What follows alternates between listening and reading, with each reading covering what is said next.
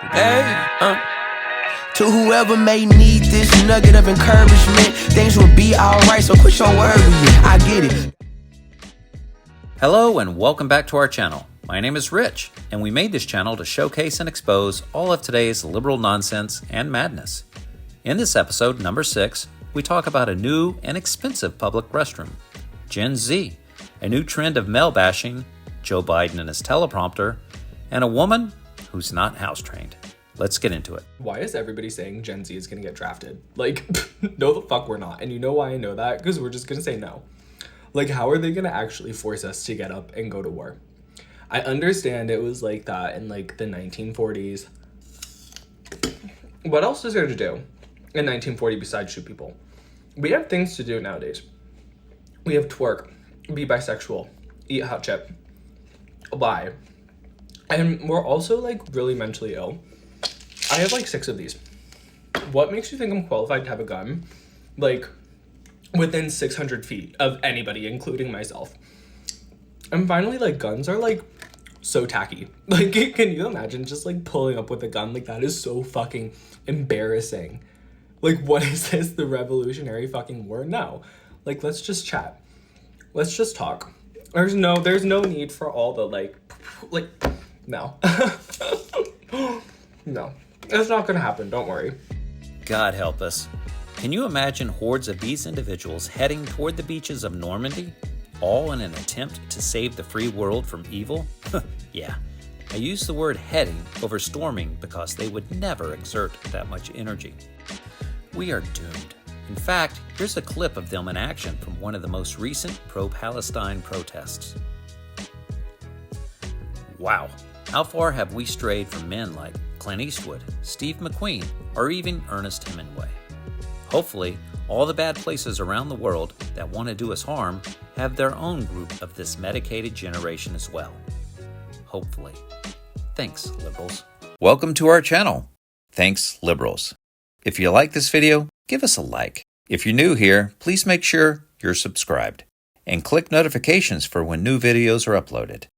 Now on to more liberal thinking. I require all my guests to use the bathroom outside. Hi, my name is Ivy Bloom, and this is my outdoor potty area. I used to let my friends use the bathroom in my house, but I've since learned how unsanitary that is. Before entering the potty area, I require guests to put on these foot covers, and first-timers are required to read the rules. The most important rule is to dig at least 6 inches from an existing stick, because that's where another guest has dug a hole. It's pretty simple. You just dig a hole, do what you have to do, and put your toilet paper on top. I provide seeds that must be placed inside to keep my garden growing, and once that's placed inside, you cover it up with the dirt you dug up, and then place some leaves on top. The last thing you have to do is mark the spot with one of these sticks. I do live in Arizona and it gets really hot, so I provide a bucket with refreshments and snacks that visitors can snack on while using the bathroom. Hold on. I think you said your name is Ivy Bloom. Nice name. But what about the snacks? You said you left refreshments and snacks outside by your makeshift potty? Guests can snack while visiting the potty? I'm a bit confused. See, I don't provide, have snacks, or even refreshments in my bathroom. That's food for thought. And yes, there is a privacy curtain. Once that's done, they can take the covers off their feet and wash them in this bucket. Then they have to place them in this jar so that the next guest can use them. Once my guest is done using the bathroom, I require them to sign this journal. And I do respectfully ask for tips because maintaining this area can get a little expensive. Wow, there are a lot of 20s in that tip box. Your friends tip well, I must say. There's a lot to digest in your video. I don't even know where to begin. The liberal mindset. It's pretty entertaining. Well, the best to you, Ivy, and to all your overly generous tipping friends. Now first to the US, where President Biden showed the world he's still got it by reading an instruction off the teleprompter like he was Ron Burgundy. Damn it! Who typed a question mark on the teleprompter? For the last time, anything you put on that prompter, he will read. And increase economic growth. Folks, imagine what we can do next. 4 more years. Pause. 4 more years. 4 more years. 4 more years. And there you go, the leader of the free world doing what he does best, muck things up. At this point, it's really getting sad. It's time for him to step aside and spend the remainder of his time with his family. He's not fit to speak. He's not fit to represent our country, and he's not fit to lead us into the future. Sure, I made light of the issue with the Anchorman clips, but this needs to end. To tell you the truth, I blame his wife, Jill. She knows he's too old for the job, but her selfishness won't allow her to do the right thing. Yep, I blame Jill and the entire Democrat Party. All they can focus on is trying to keep Trump out of office. That's it. They don't care what's right for us, our country, or even Joe Biden himself. Just as long as they keep Mr. Mean Tweet Guy out of office. And that's sad. Joe, your party is pathetic. Thanks, liberals. There's a new public restroom in San Francisco's Noe Valley. So why are we talking about it? It's worth $1.7 million. You heard that right. It cost the city about $300,000 after 2 companies donated materials and installation, but still, it's $1 million toilet. And it sparked major backlash, even prompting Governor Newsom to pause some state funding. He later released money back into the city after officials promised to build more public restrooms. The project put a spotlight on how difficult and expensive it can be to build in the city. And Mayor Breed is now proposing legislation that she claims would save time and money on small projects like this one. You know, this made world news, so it was time to take back the narrative. And if people are making fun of us, we'll just make fun of us too. They went all in. I mean, check out these cupcakes and the balloons. The colors are not coincidental. Park and Rec say they spent about $300,000 on that toilet. Did we hear that correctly?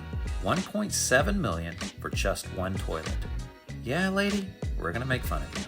First off, for that amount of money, $1.7 million, you should have gotten a lot more than just one toilet. But then again, it is California. And secondly, a street party was had in the honor of a public toilet being made. Let's let that one sink in a bit. You gave out cupcakes, you had balloons, all for a toilet. Jeez. Embarrassing. California and all the liberals that pack the place are nuts. This once beautiful state is now a hellhole. The elites are celebrating the new toilet as hordes of crackheads and homeless people roam the streets. Cars, homes, and stores are being robbed and looted. But hey, you got a new public toilet. It's no wonder taxpayers are fleeing to places like Texas, Florida, Nevada in record numbers. Thanks, California liberals. So I'm sure by now, at this point in time on the internet and on this app, you have come across the video that is a man interviewing women on the street, asking them if they would rather encounter a bear in the wild alone or a man. What's all this? Would you rather be stuck in the woods with a bear or a man? Would you rather me encounter a bear or a man? The reality is I would choose the bear, you would choose the bear, we would all choose the bear. Collectively, as the internet is female presenting people, we all would choose the bear. And I can't speak for everyone's reasons why they would choose the bear, but the reason I told my husband is this. Because a bear doesn't hate people the same way men hate women. And if I'm going to die anyway, I would choose the dignity and death of being mauled by a bear than a scary, scary man who wants to take his time. Because the scariest of bears will never be scarier than the scariest of men. And if I'm going to die anyway, I will take the dignity and death of a natural death from a wild animal than I would take the creative torture that a man can provide. Have you ever noticed that liberals are full of hate? All they want to do is attack a person or a group over an issue.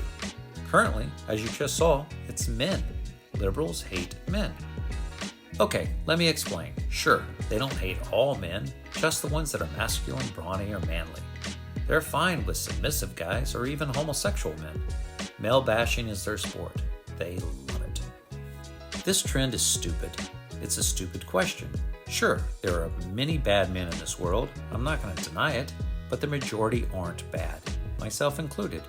Just like all women aren't bad either. I mean, there are women who falsely accuse men of rape, or women who purposefully trap a man with a baby, all for a life of support, etc. There are bad people on both sides. So let's stop trashing a group just because of a few bad apples. And lastly, have you ever noticed that most of the male bashing, men hating women are liberals? It's always liberal women. Maybe because deep down, they're truly unhappy people. Yeah, once again, liberals love to hate. Thanks, liberals. How dare you? Need this nugget of encouragement. Things will be alright, so quit your worrying. I get it, the odds seem stacked back against the wall, but even consider it such, no, you'll stand tall. Sat and watch from the sidelines one too many times. Wicked games we play make me wanna lose my mind. Found solitude knowing it'll be over soon. Ever need a boost, count on me for the 1-2. Trouble don't